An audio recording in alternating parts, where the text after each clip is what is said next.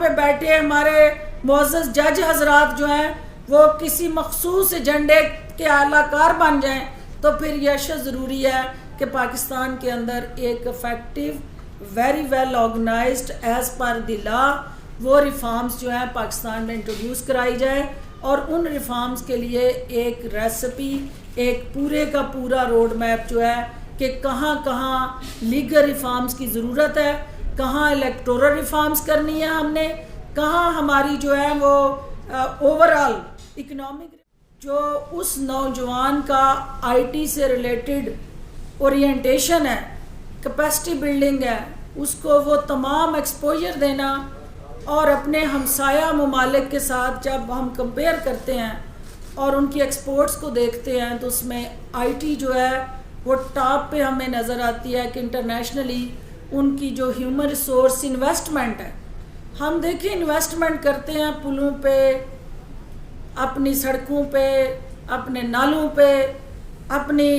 بڑی بڑی housing societies پہ، بڑے بڑے کنکریٹ سٹرکچر پہ۔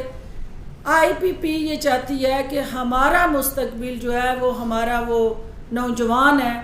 اور اس ہیومن ریسورس پہ ہم انویسٹمنٹ کریں گے اور ہماری وہ ہیومن ریسورس ڈیولپمنٹ جو ہے وہ کوالٹی ایجوکیشن کے ذریعے دنیا میں اپنے آپ کو امپاور کرے گی۔ چونکہ آپ کا اس وقت چیلنج جو سب سے بڑا ہے کوالٹی ایجوکیشن کے ساتھ جڑا، پھر آپ کا ہیلتھ ایک اگلا سبجیکٹ ہے اور ہیلتھ جو ہے پاکستان کے اندر آپ کو پتہ ہے کہ مختلف طرح کے طریقے اور رستے اپنائے گئے، لیکن آج بھی بیٹر ہیلتھ کیئر فیسیلیٹیز جو ہیں پاکستان میں نایاب ہیں۔ غریب اور امیر کے لیے جو ہیلتھ کیئر سٹرکچر کے اندر بسودہ نظام کے اندر گیپس ہیں، امیر کے لیے ہاسپٹل، غریب کے لیے اور طرح کی ڈسپینسریز، اس سوچ کی نفی کرتے ہوئے انشاءاللہ ہیلتھ کیئر سیکٹر کے اندر بھی ہم وہ پیرٹی لانے جائیں گے کہ جو پاکستان کے عوام کا حق ہے اور جو خاص طور پہ 70% رورل ایریا کے اندر ہماری مائیں بہنیں بیٹیاں آج بھی انفینٹ مارٹیلٹی اور مدرز مارٹیلٹی ریٹ کی وجہ سے ہائی ہونے کی وجہ سے مر رہی ہیں، اور وہ چیلنجز جو دیہات کے اندر رہنے والے ہمارے بھائی بزرگ مائیں اور بہنیں فیس کر رہی ہیں، ان کو انشاءاللہ ہمارا مینیفیسٹو تحفظ دے گا اور ایسا road map health care sector میں لے کے آ رہے ہیں ہم کہ انشاءاللہ جس میں آپ دیکھیں گے کہ وہ ہم دعوے نہیں کریں گے، ہمارا عمل بتائے گا کہ ہم پاکستان کو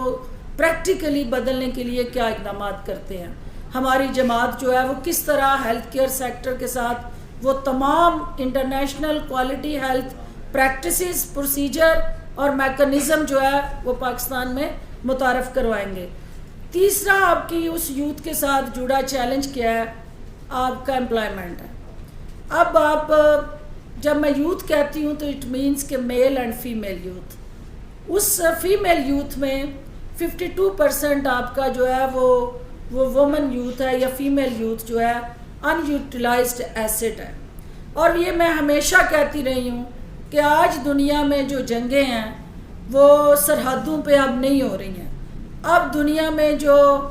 جنگیں ہیں وہ اکنامک انڈیکیٹرز کی جنگ ہے۔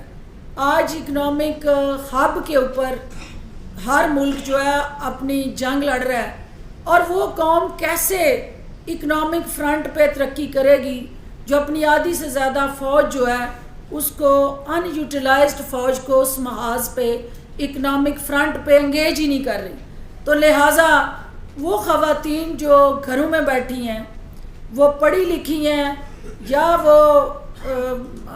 اس طرح سے کوالٹی ایجوکیشن کی اپرچونٹیز یا مواقع اس کو نہیں ملے،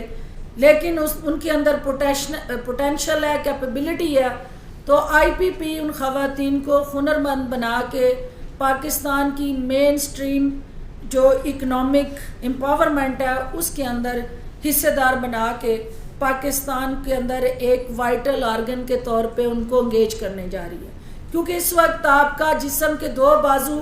اگر ایک فالج زدہ ہو اور ایک ہاتھ سے آپ کام کر رہے ہوں تو آپ وہ ایفرٹس، آپ کی وہ انرجیز جو ہیں وہ اس طرح سے ریزلٹس پروڈیوس نہیں کر سکتی۔ اسی طرح بحیثیت قوم ہمارا اس وقت چیلنج ہے کہ ہمارا ایک بازو کام کر رہا ہے جو میرے بھائی ہیں, جو میرے بزرگ ہیں, میرے بچے ہیں, لیکن دوسرا ہاتھ جو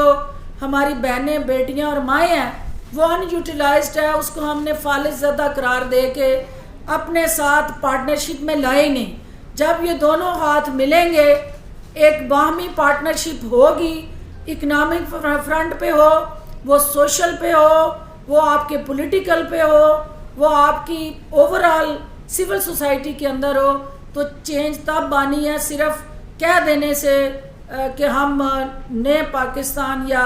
کوئی تبدیلی کے نعرے لگانے سے وہ عملی تبدیلی نہیں آئے گی جب تک وہ فالج زدہ ہاتھ جو ہیں ان کو آپ ایکٹیویٹ کر کے اپنے ساتھ اس ترقی کے عمل میں حصے دار نہیں بنائیں گے. آئی پی پی جو ہے ان خواتین کو first time in the history of Pakistan جو ہے وہ